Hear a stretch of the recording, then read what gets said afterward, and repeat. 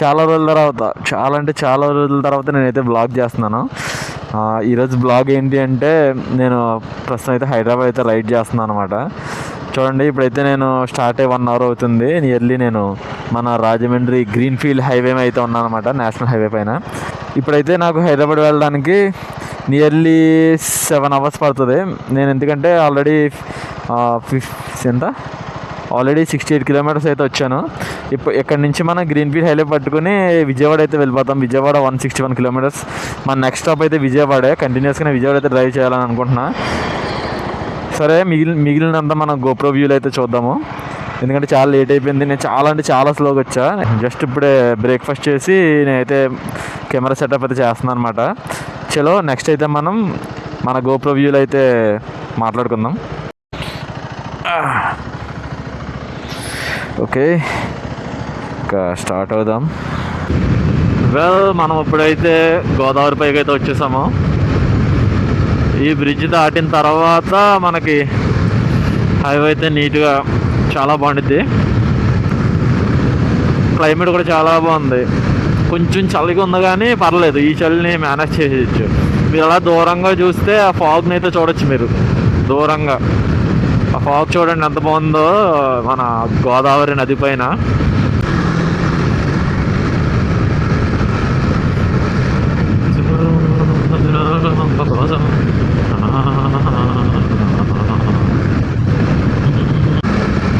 ఒక అఫీషియల్గా మన జర్నీలో ఇది second toll gate.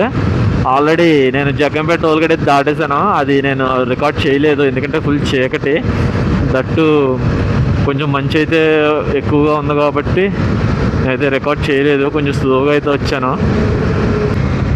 Kovvur toll gate అనుకుంటా, కొవ్వూరు టోల్ గేటే.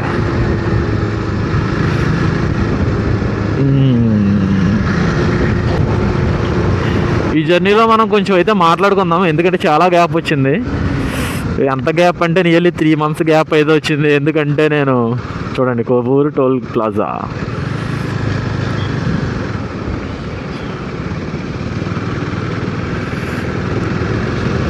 ఓకే, చూడండి 6 lane ఎంటర్ అయిపోయాం. మొత్తం అంతా చాలా అంటే చాలా బాగుండిద్ది. ఓకే, ఇందాక ఎక్కడ స్టార్ట్ చేశాను. ఈ జర్నీలో మనం మాట్లాడుకుందాం, ఎందుకంటే 3 months అవుతుంది నియర్లీ నేను వీడియో చేసి. ఆఫ్టర్ లాంగ్ టైం అనమాట. ఎందుకు ఏంటి అనేది మీకు అయితే చెప్తాను. ఇప్పుడు జస్ట్ మనం ఒక సర్టన్ స్పీడ్లో క్రూజ్ కంట్రోల్ సెట్ చేసేసుకుని మాట్లాడుకుందాం. ఓకే, ఇప్పుడు నుంచి అయితే మనం కూల్గా మాట్లాడుకుందాం. ఎందుకు ఏంటి అనేది అయితే నేను సంక్రాంతి నుంచి నాకైతే సెట్ అవ్వలేదు చేయడానికి, ఎందుకంటే పండగలో మేము తిరిగేది కానీ, అలానే రీసెంట్గా కొంచెం బిజీ అయ్యాను నేను పండగ వెళ్ళిన దగ్గర నుంచి. దానికోసం అయితే నేను వీడియోస్ చేయలేదు. చేద్దామని వీడియోస్ రికార్డ్ చేసా కానీ సెట్ అవ్వలే. నార్మల్ వీడియోస్ అవన్నీ, అలానే మన రైడింగ్ వీడియోస్ అవన్నీ నేను షూట్ చేసా కానీ సెట్ అవ్వలేదు. నేను బైక్ తీసుకున్నప్పుడు నియర్లీ ఒక 4 days 5 days తర్వాత నేనైతే ఆఫ్ రోడింగ్ అయితే చేసా బైక్ మీద. అది కూడా ఫుల్గా రికార్డ్ చేసా కానీ అది పోస్ట్ చేయడానికి అయితే అసలు సెట్ అవ్వలేదన్నమాట. దానికోసమని చెప్పి మళ్ళీ ఇప్పుడు ఫ్రెష్గా అయితే స్టార్ట్ చేస్తున్నా ఇది. అది కూడా ఒక లాంగ్ ట్రిప్ అయితే నేను స్టార్ట్ చేస్తున్నా. సో మన వీడియోనైతే ఖచ్చితంగా చూడండి ఫుల్గా. అలానే మన ఛానల్ని సబ్స్క్రైబ్ చేసుకోండి. ఇక నుంచి నా వీడియోస్ అయితే డైలీ కాదు, మ్యాక్సిమం రెగ్యులర్గా అయితే నేను పోస్ట్ చేస్తాను. ఇప్పటివరకు పెట్టినందుకైతే సారీ. ఉన్న కొద్దిమంది వ్యూవర్స్ కూడా రెగ్యులర్ కన్సిస్టెన్సీ లేకపోతే బోర్ కొడుతుంది కదా, అంటే చూడబుద్ది ఎవరికి. రెగ్యులర్గా వీడియోస్ వస్తుంటేనే మన వీడియోస్ అందరూ చూసి కొంచెం రీచ్ అంటే వస్తుంది. కాకపోతే నేనైతే ఈ మధ్యలో చాలా తప్పు చేశానని చెప్పాలి 3 months నుంచి. ఓకే, ఇక్కడి నుంచి అయితే మనం కంటిన్యూగా వీడియోస్ అయితే పోస్ట్ చేద్దాము. నేను చేసే రైడ్స్ కానీ, నా జర్నీ కానీ, నేను నెక్స్ట్ ఏం చేస్తాను ఏంటి అనేది మొత్తం అయితే నేనైతే పోస్ట్ చేస్తాను. ప్రతిసారి ఏదో హరీబరీగా స్పీడ్గా రావడం, స్పీడ్గా వెళ్ళిపోవడం అంతే. అంతకు మించి నేను ఇలాగా రైడ్ని ఎంజాయ్ చేసింది అయితే లేదు. ఇప్పుడైతే నేను రైడ్ని అయితే ఎంజాయ్ చేద్దాం ఈరోజు అని చెప్పేసి ఫిక్స్ అయ్యాను. ఎందుకంటే నేను త్వరగా వెళ్ళిన పీకి పొడిచేదేం లేదు అక్కడ, రూమ్లో పడుకోవడం తప్ప. సో ఈరోజు 90-100 మధ్యలో క్రూజ్ చేసుకుంటూ ఆరామ్సే మధ్యాహ్నం లంచ్ టైంకి రీచ్ అయితే సరిపోయిద్ది. ఓకే, హైవే చూడండి ఎంత బాగుందో. అలానే పక్కన పొలాల మీద మంచు భలే ఉంది కదా చూడడానికి. మార్నింగ్ రైస్లో కొంచెం ప్రశాంతత ఉంటుంది అబ్బా, ఎందుకంటే ఆ వ్యూ అయితే చాలా బాగుండిద్ది. నేను ఇంకా రివర్స్లో డ్రైవ్ చేసుకుంటూ వెళ్తున్నా. అదే బ్యాక్ సైడ్ డ్రైవ్ చేస్తే ఆ సన్ రైజ్ కానీ మార్నింగ్ చాలా బాగుండిద్ది.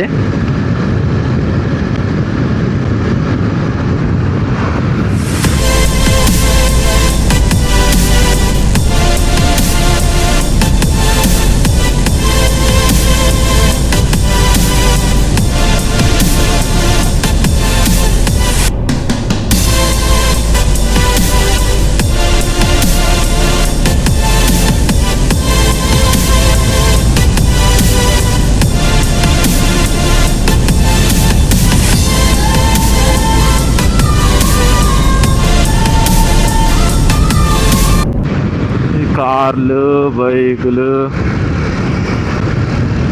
నేను కూడా అప్పుడప్పుడు పిచ్చిగా డ్రైవ్ చేస్తా. అసలు మిర్రర్స్ చూడను ఒక్కొక్కసారి.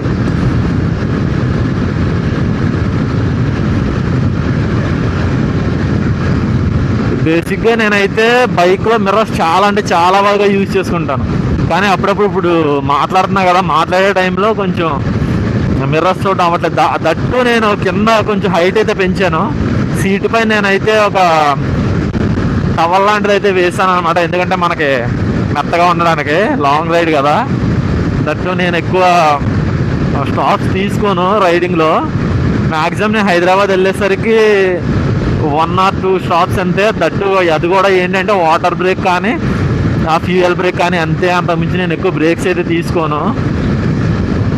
అందువల్ల దిగం కదా, మన బ్యాక్ అయితే మండుతుంటుంది అన్నమాట ఎక్కువసేపు అలా సీట్ పైన కూర్చొని ఉంటే. నేను ఇంకా బైక్లో చాలా అయితే ఇన్స్టాల్ చేయించాలి. ఒకటి ఇక్కడ మొబైల్ హోల్డర్ ఉంటుంది కదా, మొబైల్ హోల్డర్ ఒకటి, అదైతే నాకు హైదరాబాద్లో చాలా అంటే చాలా ఇబ్బంది అవుతుంది. ఏదైనా ప్లేస్కి వెళ్ళాలి అంటే అసలు మామూలు ఇబ్బంది కాదు, మ్యాప్స్ అసలు చూడలేకపోతున్నా. ఇంకా మన బైక్ గురించి అయితే కూడా మీకు చెప్పాలి. ఈ బైకే ఎందుకు తీసుకున్నాను, ఈ బైక్ ఇప్పటి వరకు నేను 5500 కిలోమీటర్స్ రైడ్ చేశా. ఈ రోజుతో నేను డెస్టినేషన్కి వెళ్ళిపోతే 6000 కిలోమీటర్స్ అయితే నేను సక్సెస్ఫుల్గా ఈ బైక్ మీద రైడ్ చేసినట్టు అవుతుంది. సో మన ఫస్ట్ రివ్యూ అయితే కూడా మనం ఈ బైక్ ఇచ్చేయాలి, ఓనర్షిప్ రివ్యూ. అది కూడా నేను సపరేట్ వీడియో అయితే చేస్తాను. జస్ట్ ఒక గ్లిన్స్లా మనం అయితే ఇందులో మాట్లాడేసుకుందాము. ఈ హైవేలోనే నెక్స్ట్ ఇంకొక కనెక్టింగ్ హైవే ఉండిద్ది అనమాట, అది ఖమ్మం వెళ్ళిపోయిద్ది. స్ట్రైట్ వెళ్ళిపోతే మన విజయవాడ వెళ్తాము. ఇక్కడి నుంచి మనం డైవర్షన్ తీసుకుని వెళ్తే ఖమ్మం వెళ్ళిపోతాం అనమాట. మన ఖమ్మం నుంచి కూడా హైదరాబాద్ అయితే వెళ్ళొచ్చు, కాకపోతే మనకి ఇదే కొంచెం ఈజీగా ఉంటుంది, ఎందుకంటే అలవాటు ఉన్న రూట్. చాలాసార్లు అయితే నేను హైదరాబాద్ ఈ రూట్లో అయితే వెళ్ళడం జరిగింది.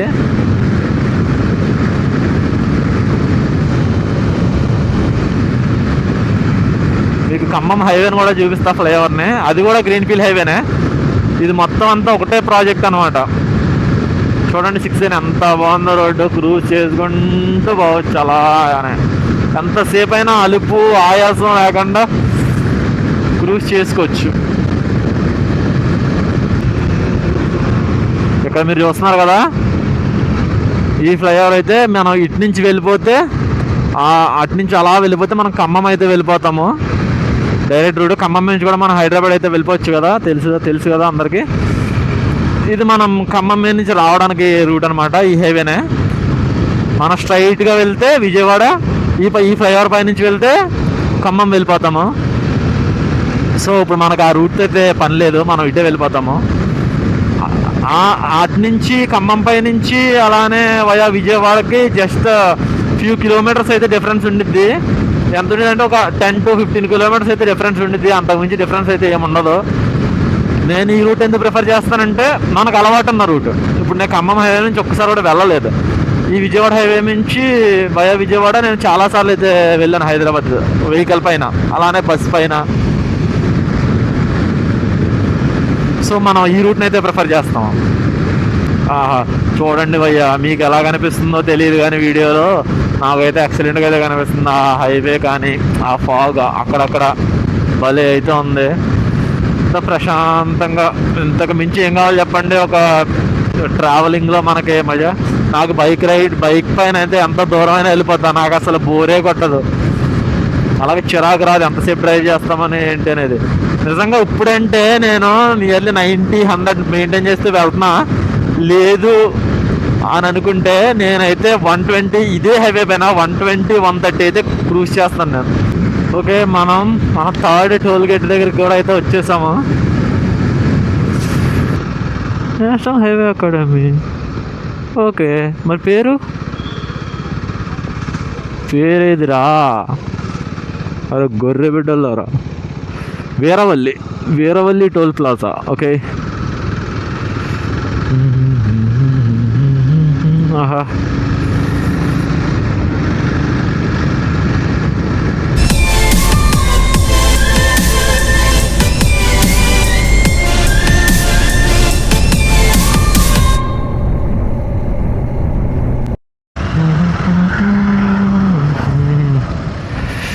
Oh my God. ఇప్పుడు మ్యాటర్ ఏంటంటే మన గ్లౌజ్ ఎగిరిపోయింది, చూడండి ఎక్కడ పడిందో. మన రైడింగ్లో తొక్కకుండా పండుతుంది. ప్లీజ్ రా, డ్యామేజ్ చెయ్యొద్దు. ఎస్, డ్యామేజ్ చేయలేదు. పండురా, అదే డ్యామేజ్ చేయకురా. ఏంటి కర్మ, నా గ్లౌజ్ పడిపోయింది. ఎన్నెక్కే ఏంటో. అబ్బా సేఫ్.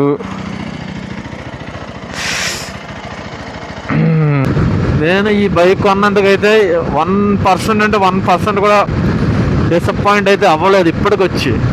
ఎందుకంటే నేను బేసికల్గా ఫస్ట్ పాయింట్ వచ్చేసి నేను ఈ బైక్ అరౌండ్ 25 మైలేజ్ ఎక్స్పెక్ట్ చేసి అయితే తీసుకున్నాను. సేమ్ నాకు 25-26 అలా అయితే వస్తుంది. దట్ హైవే మీద అయితే ఎంత వస్తుందో ఇప్పుడు నేను చెక్ చేయాలి. దాని గురించి అని చెప్పి ఈరోజు మైలేజ్ చెక్ చేయడానికి అయితే ఫిక్స్ అయ్యాను. అరౌండ్ 90-100 ఆ మధ్యలో నేను క్రూజ్ చేస్తూ ఎంత మైలేజ్ వస్తుందని అయితే నేను చూస్తాను ఇప్పుడు. ఎందుకంటే మ్యాక్సిమం మనం ఆ రేంజ్లోనే కదా క్రూజ్ చేసేది. ఇంకా 100-120 అంటే రెగ్యులర్గా మనం అయితే అంత క్రూజ్ చేయం. ఎప్పుడో రేర్ సినారియోస్లో మనం అయితే క్రూజ్ చేస్తాం అంత. సో మనకి 90-100 మధ్యలో ఎంత వస్తుందో తెలిస్తే సరిపోయిద్ది. సో దానికోసం అయితే నేను ఇలా ఆరామ్సే వెళ్తాను. నెక్స్ట్ వచ్చేసి మన బైక్ యొక్క బ్రేకింగ్ అనమాట. నాకు ఈ బైక్లో బ్రేకింగ్ అయితే చాలా అంటే చాలా బాగా నచ్చింది. ఎందుకంటే మనం ఎంత స్పీడ్ వెళ్ళినా 100-110 ఆ స్పీడ్లో వెళ్ళినా సరే మనం బ్రేక్ పట్టుకుంటే వితిన్ 30-40 మీటర్స్ డిస్టెన్స్ అయితే ఈజీగా బైక్ అయితే స్టాప్ అయిపోద్ది. అంత బాగుంటుంది ఇందులో బ్రేకింగ్. సో మనం అయితే గ్రీన్ఫీల్డ్ హైవేని అయితే ఎగ్జిట్ అయిపోయాం, దిగేసాం కిందకి. ఇప్పుడు ఏదో రోడ్ కన్స్ట్రక్షన్ జరుగుతుంది అనుకుంటా. హైవే దిగి మళ్ళీ యూటర్న్ తీసుకుని అయితే నేను వెనక్కి అయితే వస్తున్నాను. ఇప్పుడు మనం ఇటు నుంచి రైట్కి వెళ్తే విజయవాడ వెళ్తాము, లెఫ్ట్కి వెళ్తే హైదరాబాద్ అయితే వెళ్తాం అన్నమాట. నెక్స్ట్ మనం రీఫిల్ చేయాల్సిన పని లేదు. మ్యాక్సిమం ఇంకొక 100 కిలోమీటర్స్ తర్వాత అయితే చేపిస్తాను. నియర్ ఏంటిది కోదాడ వెళ్ళిన తర్వాత చేపిస్తాను. ఇక్కడ నుంచి రైట్కి ఇటు వెళ్తే విజయవాడ, ఇటు వెళ్తే హైదరాబాద్. చలో, ఈరోజు మనం కరెక్ట్గా ఎంత టైం పట్టింది? మనం 5కి అయితే స్టార్ట్ అయ్యాము. 5కి స్టార్ట్ అయితే టైం ఎంత? ఈ టైం నమ్మకండి, ఈ టైము తప్పు. దాన్ని సెట్ చేయడం రావట్లే, షోరూమ్కి వెళ్ళినప్పుడు ఆగాలి.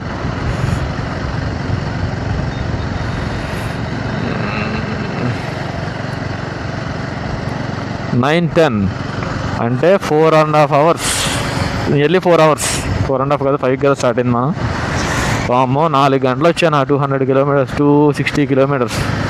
ఫైనల్గా మనం రీఫిల్ చేయాల్సిన టైం అయితే వచ్చింది. చూడండి ఫ్యూయల్ అయితే రిజర్వ్లోకి వచ్చింది అనమాట. ఇప్పుడు మనం ఫ్యూయల్ రీఫిల్ చేయించాలి.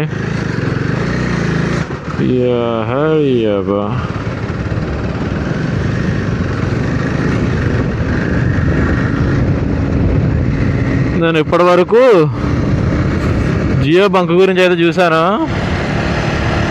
కాకపోతే జియో బంక్ అయితే నాకు ఎక్కడ కనిపించలేదు, కానీ భారత్ అయ్యే కనిపించాయి. పర్లేదు, మనం ఇంకా ఈజీగా ఇంకొక 80 kilometers అయితే మనం ఈజీగా వెళ్ళిపోవచ్చు రిజర్వ్లో ఉన్నా. కానీ అలా మన రిజర్వ్లో ఉండగా డ్రైవ్ చేసామంటే మన ఫ్యూయల్ పంప్ అయితే పోయిద్ది. ఫ్యూయల్ పంప్, ఫ్యూయల్ ఇంజెక్టర్ గట్రా ఉంటాయి కదా లోపల, అవి అయితే డ్యామేజ్ అయిపోతాయి అనమాట. మనకు ఎందుకు రిస్క్ చెప్పండి. ఇప్పుడు నెక్స్ట్ ఏ బంక్ వస్తే ఆ బంకులో రీఫిల్ చేసి ఇక్కడి నుంచి స్పీడ్గా వెళ్తాం, ఎందుకంటే మనకి మైలేజ్ తెలిసిపోద్ది కదా. ఇక్కడి నుంచి మనం 100 క్రాస్ చేసి అయితే వెళ్దాము స్పీడ్గాని.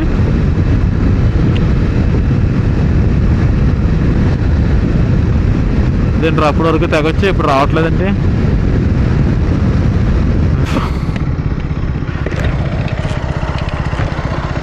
ఇప్పుడు ట్యాంక్ ఫుల్ చేపించి వా ఎంత ఉందో.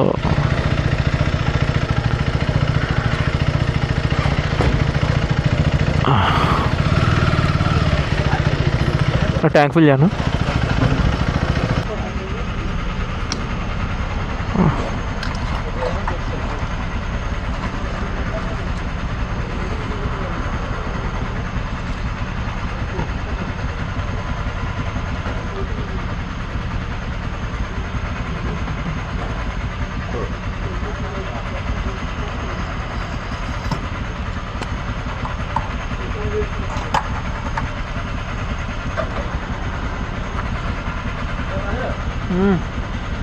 ఆఫ్ చేశాను.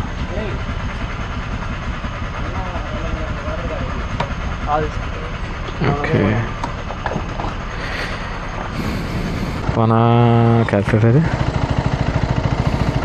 టోటల్ వచ్చేసి ఓకే 1103 డివైడెడ్ బై 107.19, టోటల్ 10.29 అయితే పట్టింది ట్యాంక్కి. ఇప్పుడు చూద్దాం.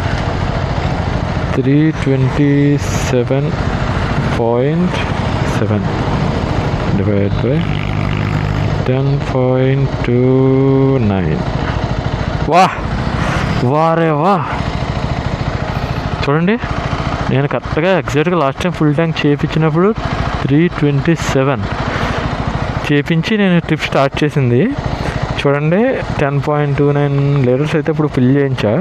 31.84 అంటే యావరేజ్ అండి 32 kilometers మైలేజ్ అయితే ఇచ్చింది ఇప్పటి వరకు. ఇదైతే సూపర్, చాలా గ్రేట్. అసలు నేను 26, 27 అలా వస్తుంది అనుకున్నా, పోనీ 28 అనుకున్నా. వెరీ బెస్ట్ అసలు ఇది. అమ్మో అసలు నేనైతే అంత ఎక్స్పెక్ట్ చేయలేదు. కరెక్ట్గా నిన్నైతే ఏ లైన్ వరకు ఫిల్ చేశానో ఆ లైన్ వరకు ఫిల్ చేసా. పోనీ ఒక 40-50 ml తక్కువ ఎక్కువ అయి ఉండొచ్చు, కానీ 30 kilometers అంటే 31.84 అంటే నేను అస్సలు ఎక్స్పెక్టే చేయలేదు. 28 వస్తుంది అనుకున్నా, మ్యాక్స్ 28-29 వస్తుంది అనుకున్నా, కాకపోతే 31 అంటే అబ్బో టూరింగ్ అయితే పర్ఫెక్ట్. అసలు ఏముంది 100లో వెళ్ళినా సరే ఒక 2 kilometers తగ్గినా 30 వస్తుందిగా. నేనైతే 95 మ్యాక్స్ స్పీడ్, 90 కాన్స్టెంట్గా, 85 to 90 అయితే కాన్స్టెంట్గా మెయింటైన్ చేసా. దట్టు ఇంకా సర్వీసింగ్కి దగ్గరలో ఉంది, ఇంకొక 1200 kilometersలో సర్వీసింగ్ అయితే వచ్చేస్తుంది. అబ్బో చాలా అంటే చాలా బాగుంది. 32 kilometers అంటే నాకు చాలా హ్యాపీగా ఉంటుంది. మైలేజ్ అయితే యాక్యురేట్ నిజంగా చెప్తున్నా. ఇందులో జిమ్ముక్కు లేదు, జమ్ముక్కు లేదు, ఏమీ లేదు. నేను నిన్న నైట్ ఫిల్ చేసా, డైరెక్ట్ అక్కడి నుంచి ఇంటికి వెళ్ళా. జస్ట్ ఇంటికి ఒక 500 మీటర్స్ ఉంటుంది మా పెట్రోల్ బంక్కి ఇంటికి. అక్కడి నుంచి మార్నింగ్ తీసి ట్రిప్ 0 చేసా అంతే. డైరెక్ట్ ట్రిప్ ఇంటి దగ్గర 0 చేసి స్టార్ట్ అయ్యా. ఇందులో మతలబ్బు లేదు, జిమ్ముక్కు లేదు, ఏమీ లేదు. ఇదైతే జెన్యున్గా అయితే నేను మైలేజ్ అయితే చూపిస్తున్నా ఇందులో. నెక్స్ట్ ఇంకా మనం 160 కిలోమీటర్స్ టు హైదరాబాద్. 160 కిలోమీటర్స్ దూరంలో ఉన్నాం హైదరాబాద్కి. కొంచెం స్పీడ్గా ఆగి ఒక హాఫ్ అన్ అవర్ అన్నా కవర్ చేయగలిగితే 1 కల్లా నేను రూమ్కి వెళ్ళిపోతా. మ్యాక్సిమం 1:30 కల్లా రూమ్కి వెళ్ళిపోతా. ఎందుకంటే సిటీలోకి ఎంటర్ అయిన ట్రాఫిక్ అయితే ఉంటుంది కదా. ఇదో తలకాయ నొప్పి నాకు ఇప్పుడు. ఎందుకంటే సిటీలోకి వెళ్ళిన తర్వాత మ్యాప్స్ చూడడానికి నాకు ఫోన్ హోల్డర్ అయితే లేదు. ఇది పెద్ద తలనొప్పి నాకు. చూడాలి ఏమవుతుందో ఏంటో. ఇలా కిందకి పైకి చూసుకుంటూ వెళ్ళాలి. ఫైనల్లీ మనం అయితే ఇంకొక 50 కిలోమీటర్స్ కాదు, 45 to 50 కిలోమీటర్స్ దూరంలో అయితే ఉన్నాం మనం హైదరాబాద్కి. నెక్స్ట్ వచ్చేసి చోటుప్పల్ అనమాట. ఇంకా నా రూమ్కి 2 hours చూపిస్తుంది. అమ్మో బాబోయ్, చాలా ఎక్కువ టైం చూపిస్తుంది. ఎందుకంటే ట్రాఫిక్ వల్ల దూరం చూపిస్తుంది అనమాట, చాలా టైం చూపిస్తుంది. ఇప్పుడైతే కొంచెం స్పీడ్గానే వచ్చానని చెప్పాలి. ఎందుకంటే నాకు కొంచెం హెల్మెట్ చెమట పట్టేసి హెల్మెట్ తీసి సాంగ్స్ వింటూ అయితే వచ్చాను కాసేపు. టైం అరౌండ్ 12:45 అవుతుంది. నాకు తెలిసి 1:30 కల్లా వెళ్ళిపోవచ్చు నేను రూమ్కి, లేదా 2 అవ్వచ్చేమో. 1.5 hour పట్టచ్చు. ఎందుకంటే చోటుప్పల్ నుంచి హైదరాబాద్కి ఎర్లీ 40 minutes పడుతుంది. ఏంటంటే ఆ తర్వాత రామోజీ ఫిలిం సిటీ ఇవన్నీ దాటాలి కదా. మ్యాక్సిమం పేనే వెళ్ళిపోతా. నాకు తెలిసి మా ఆఫ్టర్నూన్ కాబట్టి పెద్ద ట్రాఫిక్ ఉండదు అని అయితే నేను అనుకుంటున్నా. అది మరి ఈ వ్లాగ్ని అయితే ఇక్కడతో ఆపుతున్నాను. మళ్ళీ రూమ్లోకి వెళ్ళి అయితే మీట్ అవుదాము. ఏంటంటే కంక్లూజన్ చెప్పాలి కదా. ఎందుకంటే ఇక్కడి నుంచి నేను మ్యాప్స్ చూడాలి. మెయిన్ నా ప్రాబ్లం అది. ఎందుకంటే మనకు ఫోన్ హోల్డర్ అయితే లేదు రూమ్కి, మనకి రూట్ తెలియదు ఎటు నుంచి వెళ్ళాలో ఏంటో. కాబట్టి నేనైతే ఇప్పుడు మ్యాప్స్ పెట్టేసుకుందాం అని ఫిక్స్ అయ్యాను. మళ్ళీ మనం రూమ్లోకి వెళ్ళి అయితే మీట్ అవుదాము. కంక్లూజన్ అయితే రూమ్లో ఇచ్చుకుందాం. ఓకేనా? సో ఫ్రెండ్స్, సేఫ్గా రూమ్ అయితే రీచ్ అయిపోయాను నేను. హైదరాబాద్ ట్రాఫిక్ అయితే మా ఊరికే లేదు, దోల తీరింది. దగ్గరగా 1 hour అయితే పట్టింది నాకు సిటీలో నుంచి రూమ్కి అయితే రావడానికి. సో అది మరి ఈ బ్లాగ్కి అయితే ఇంతే. ఇదైతే నా ఫస్ట్ లాంగ్ రైడ్ అనమాట. వీడియో ఎలా ఉందో అయితే ఖచ్చితంగా కామెంట్ చేయండి. అలాగే మన వీడియోని లైక్ చేయండి, మన ఛానల్ని సబ్స్క్రైబ్ చేసుకోండి.